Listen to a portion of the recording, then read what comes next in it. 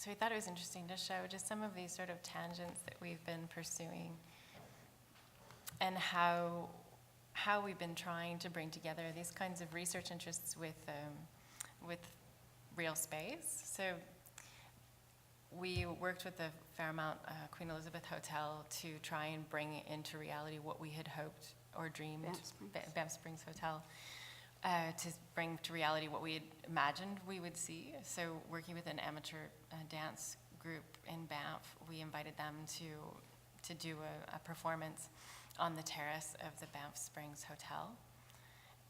And it was interesting because we worked through the problem quite a few different ways, and it was very difficult to find dancers to work with, partly because the images that we had seen that were promotional images are completely impossible, because most dancers, of course, are not going to expose their feet to this surface. And so this kind of image really was staged and was a bit of a disappointment. But we did this event just with more of an occasional public, and it was just something that happened and then ended, and there was no explanation, and there were people drinking tea, and this became what their reality of the Banff Springs Hotel is. And so we liked the idea that just through that one activity, we changed. To kind of bring some of our imaginary understanding of Banff and our research into other people's reality and memory of Banff. And our own, in a very selfish kind of way.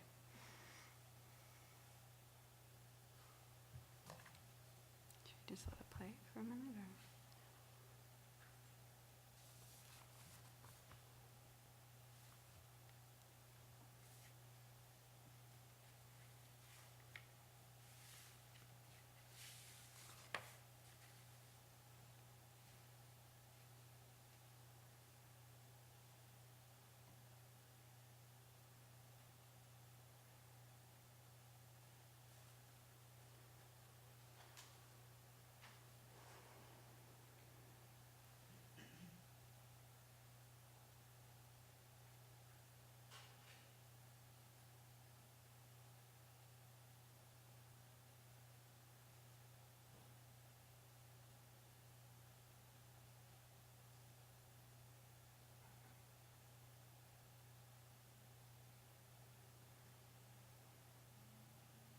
I think also, maybe this isn't the best example of this, but in our work also when we have, I'm just going to go off, I'm going to talk about our SBC show briefly.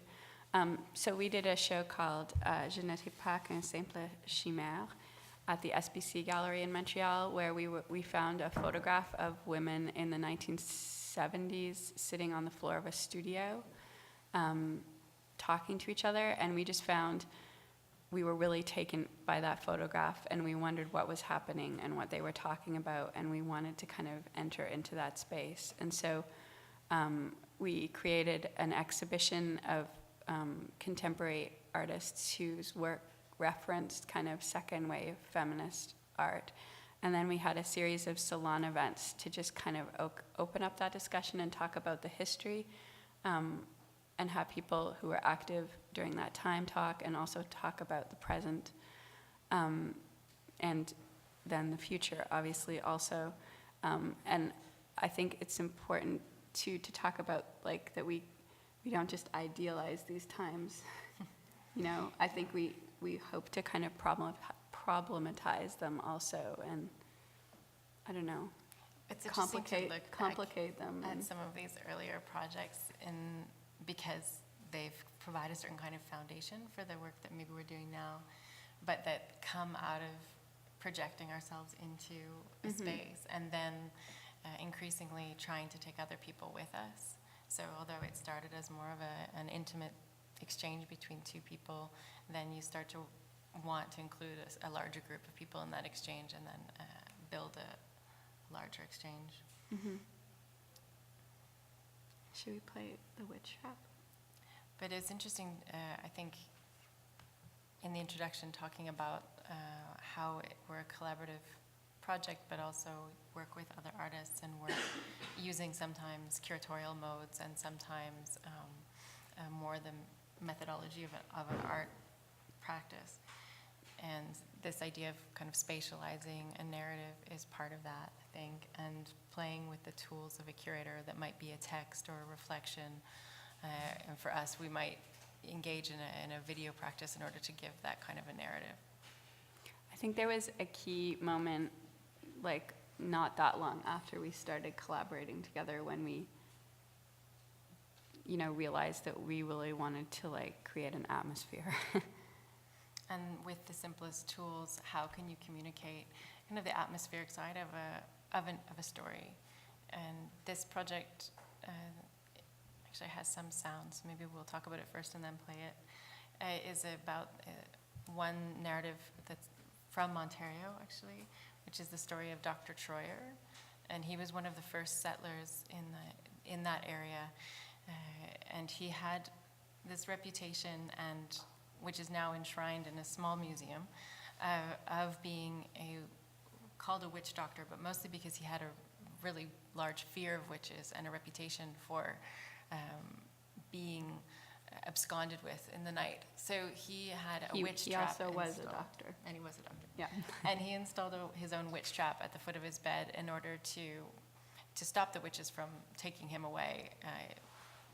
The folklore of the place is that they would transform into a horse and ride him around to another part of to an island where he would be forced to watch some of their witch rites and dances. This was in the late 1700s, and it's on Lake Erie, and it's a very eerie area of landscape. It's a very or of the country. There's a lot of kind of gassy bogs, and it's a kind of haunting landscape. It's kind of desolate with the huge Great Lake on it, and there's areas of the lake that kind of glow because of the gases. And so it's kind of, we just wanted to delve into like what it would be like to see that landscape for the first time. Coming from Europe, and being one of the first white settlers in the area, European settlers. And the potential for that landscape to shift the way a culture is formed. So we liked the idea that maybe primarily there were a lot of German settlers in that region, but how maybe the folklores of the different settlers could commingle and create a new hybrid form of thinking, or how things that are glimpsed out of the corner of your eye could then populate this landscape. And he also I don't know if you said this, I can't remember, but he started to believe that the women who lived in the community were witches and were taunting him. And they kind of were aware that he thought that, and so they did slightly play with him a little, apparently, which is also just going back to what I was saying about Banff, with like this out of control landscape and femininity being turned into witchiness and the power of the witchiness. So that was some of what we were researching, and we did an exhibition, and within the exhibition was this video, among other objects.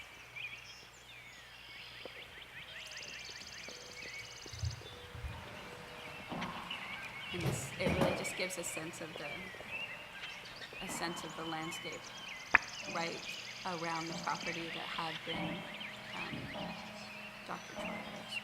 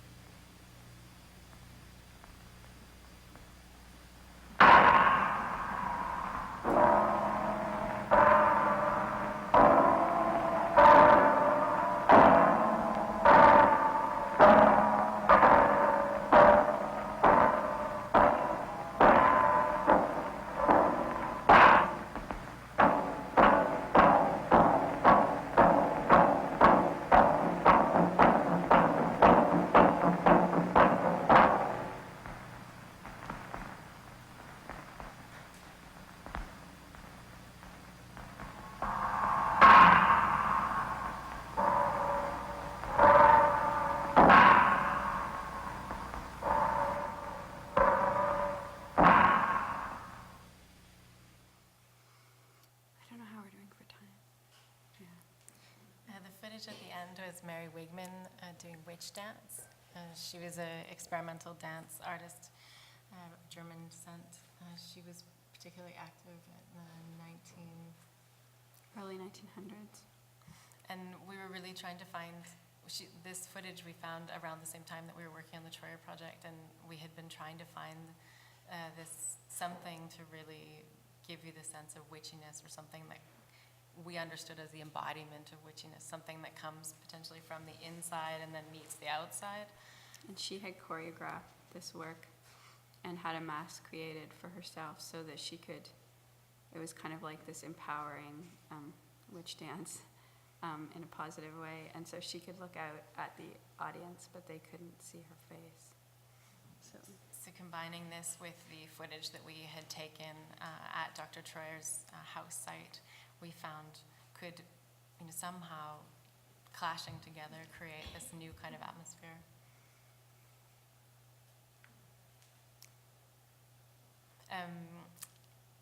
We have a number of other projects that we will not talk about, but we are happy to be back in Sherbrooke because we did a project here some years ago called Bird Watching, Leisure and Landscape.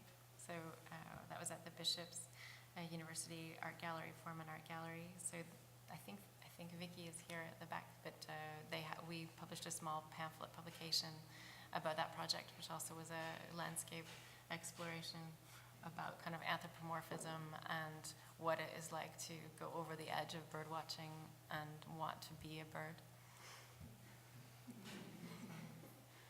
It's a small introduction to leisure projects.